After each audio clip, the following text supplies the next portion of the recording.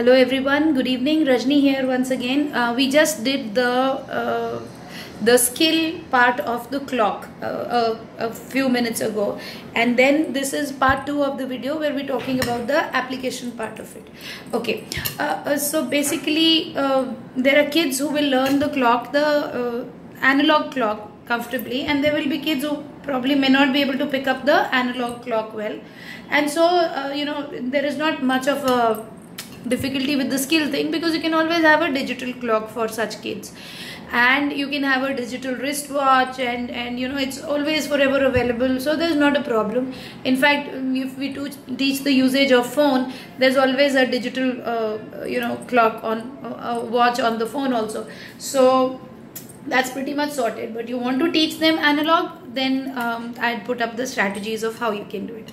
Okay, now the second thing is the functional aspect of using time. Okay, no matter if the kid knows, okay, this is 3 o'clock, this is 7 o'clock, this is 5:30, this is 10:20, or this is 6:50, even then, if he does not know the functional usage of time, that I have to reach at 4:30 and yeah, okay, you carry on. Yeah, bye. Yeah, so I have to reach at 4:30, and the distance from my home to my destination is 20 minutes.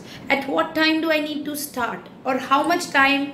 Okay, this is a little complex. Let's look at a simpler operation. There's something like I have 10 minutes to get ready and go down to play, because my friends will be there by this time. If I don't reach, then they will leave.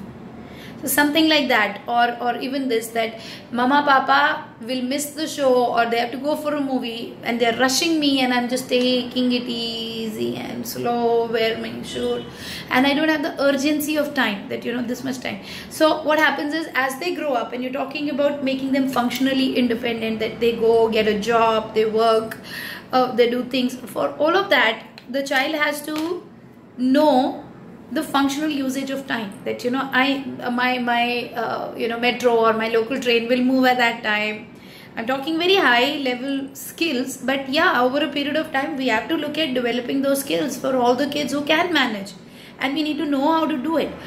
So this video is basically about how to develop the urgency of time. So how you can do is, you can start with, like I always say, tangible to abstract, simple to complex. So you could look at probably a sand clock. Okay, you get it with a lot of toys in the market, the sand clock thingy. So you could look at a sand clock, and you could say that, okay, this is your coloring activity. You have to complete this activity until the sand turns, until it is empty. So a sand clock, you will then turn around. In fact, what I can do is, I'm going to pause this video for a second and get a sand clock to show exactly what we're talking about. Okay, so here I am. This is basically the sand clock. So as you can see, what you can do is, you can start now. This is in the middle, half of it is here and half of it there. So let's wait till it completes. So when all the sand is one side, that's when you will start. You will give a simple coloring activity or a worksheet. Now don't think my kid is grown up, he doesn't need to do the coloring. It's not about coloring. We are talking about how to develop a sense of urgency in the kid. Okay, so what you can do is, yeah, it's almost empty. A couple more seconds and then I can tell you what I'm saying. Yeah, so this is not completely empty. Okay, so such kind of things you get in the market. It's a simple toy, a sand clock. So you can give a coloring activity, and you say, before the whole thing is over, before it gets empty, your thing should be complete. And then give a reinforcer that, okay, we go to the park, or you get this balloon, or something happens before this is over. Along with this, also have a visual cue. So, or maybe anything like an alarm or something. Say, I will keep you up, I will keep you informed that it's about to get over, and when it's over, I'll just do this, so that he's got a visual also, he's got an auditory also. And then you say, okay, ready, steady, go, and you turn it around. Okay, yeah, and keep it on a raised thing, so that yeah. So you say, okay, now, so now it is happening. As you can see in the video, it is happening. Yeah, and the kid is coloring and is looking here and coloring, but you will have to have a good nice reinforcer, because if you don't have a reinforcer, then the child will not really pay attention ki haan theek hai, ho raha hai, that's fine. But you coloring, you're doing, and the kid is, and then when it's about to get over, you say, it's about to get over, I'll ring 1 time. When it's completely over, I'll ring 2 times, you will stop. And the kid is doing. Make sure the activity is such that it will be done in this time. If only he does it really fast. You say, yes, go. Little bit left. Come on. And the kid has to stop. Okay. So like this, then you say, let me see. Wow, you did it. It's brilliant. It's beautiful.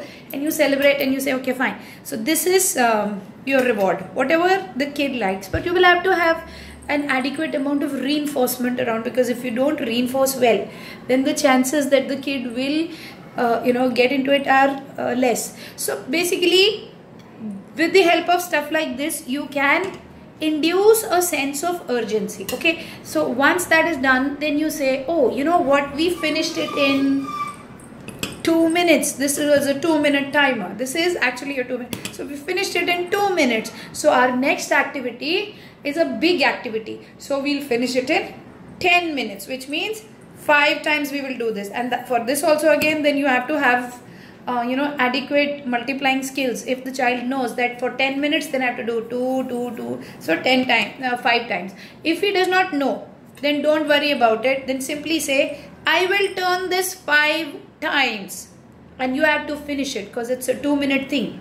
So 5 times mama will turn this and you have to finish it. So that way, then you take it forward. And then you say, everything that we have to do, it has to be done in a given time, beta. So you talk about it, and then you say, okay, we have to go for the movie, and give a little bit of reinforcer or something there. Before the movie, if we have 10 minutes extra, I shall buy you that particular thing which is outside the shop. So a lot of people, they say, why every time I have to bribe? See, because right now the child is in a sweet, beautiful world of his own. He doesn't feel the need to rush. You have to teach him that sometimes you will have to rush. And for teaching him that, you have to draw his attention. And to draw his attention, you will have to offer something which attracts him. Okay? Isn't it the same way with us? If I reach well in time, there is that sale. I can check it out before going for the movie. So you will, try to sneak out that 10 minutes so that you can go get into that shop where you can check out the sale, which otherwise may not be possible because the movie will start. So it's the same way with kids. So slowly you increase the duration and you say, okay, then you don't need the timer. Like if you have 15-20 minutes, then you can simply put it on the mobile. And this one is then replaced by the mobile side, or even in the beginning, if you don't want to do something like this, you think it's very basic, do it on the mobile and say when you hear the alarm, so you're doing visual and auditory the alarm. For me, this worked well, so I just showed it to you. You are free to use if you want. And then later on for bigger timings, you say, okay, you have this much time, and then get the kid to wear a watch. Okay.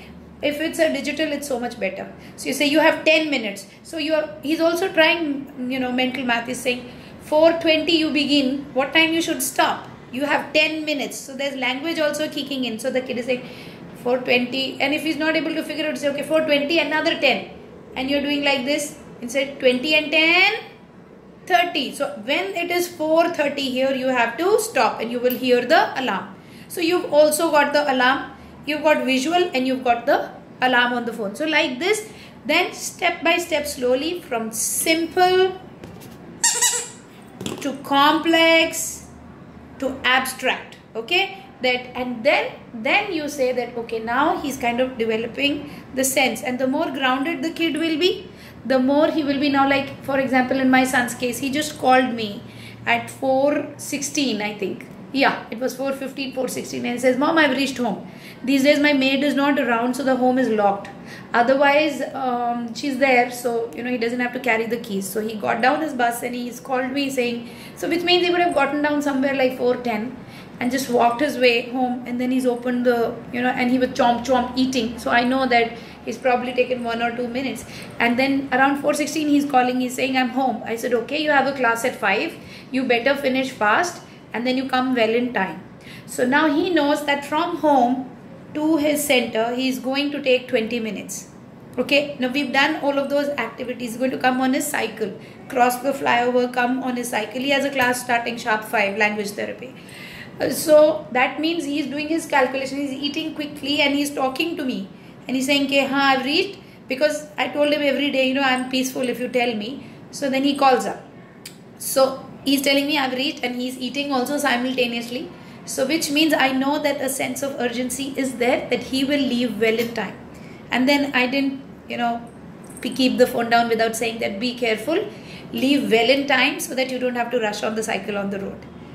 And but what I'm trying to say is that when we develop it like this, from simple to complex, it does go into something which looks as complicated as what Jay is doing today. And God willing, later on, like he wishes and he has a dream that he wants to go and work separately, doesn't want to stay with us. Not that he doesn't love us, but he says, I don't want to stay, I want to stay by myself, take a PG. So then all these skills he's going to need at that time, that he's managing. He knows his bus will, or his metro will come at this time, so he has to rush. So from that angle, start slow, give them small things, build it up, take it bigger, so that the sense of urgency gets incorporated in their system. I hope this video is of value. For any questions or anything, I'm going to be posting it on Facebook, on YouTube, on various platforms. So please feel free to leave the message. Also, my number is 8800065000. That's the WhatsApp number. And if you have a query, you can leave your query on that one. It is 8800065000. I may not answer a voice call on that number, but a WhatsApp call, I would definitely, if you have a query, a WhatsApp message, not call, I will get back. Thank you so much. Have a good day. Bye-bye.